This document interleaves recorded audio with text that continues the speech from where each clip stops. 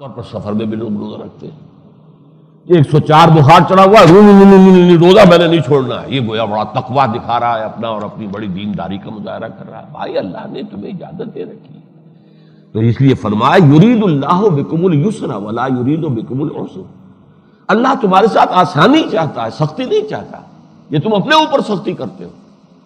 حضور نے فرمایا لیس من البر الصیام فی السفر، سفر میں روزہ رکھنا نیکی میں سے نہیں ہے. یہ تم نے اپنے گھڑ لیے اپنے دل میں نیکی.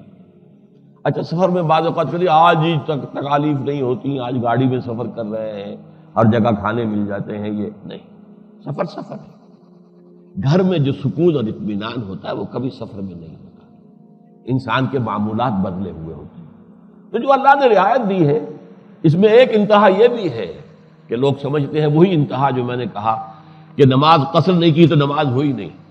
تو کچھ لوگ کہتے ہیں کہ اگر سفر میں روزہ رکھا تو روزہ ہوا ہی نہیں، پھر بھی قضا دینی پڑے گی، کیونکہ وہ روزہ تم پر فرض تھا نہیں اور تم نے رکھا ہے تو وہ تو نفلی ہو گیا، اور فرض روزہ تمہارا قضا ہو گیا، تمہیں قضا دینی پڑے گی. اللہ عالم، میں اس میں فقہی بحثوں میں نہیں جانا چاہتا، لیکن جو حکمت ہے وہ کیا ہے کہ ہے تو فرض، تعداد پوری کرنی ہوگی، لیکن یہ کہ اگر بیمار ہو یا سفر پر ہو تو تمہیں دوسرے دنوں میں اجازت ہے کہ اس کی تعداد پوری کر لو.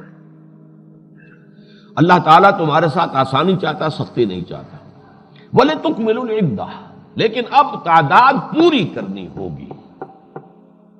اور اس میں سختی اب اتنی ہے، اگر آپ نے رمضان مبارک کا کوئی روزہ قضا کر دیا بغیر کسی عذر کے تو اس کی قضا 60 روزے ہوں گے.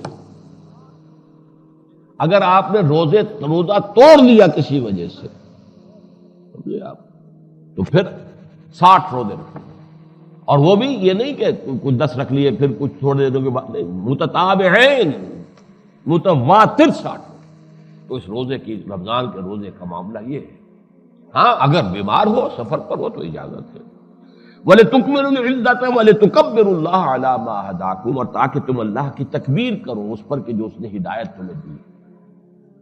اس تکبر اللہ علی ما ہداکم کا ایک تو مفہوم ہے اونچا مفہوم، اللہ کی تکبیر کرو، اللہ کو بڑا کرو، اللہ کی بڑائی نافذ کرو.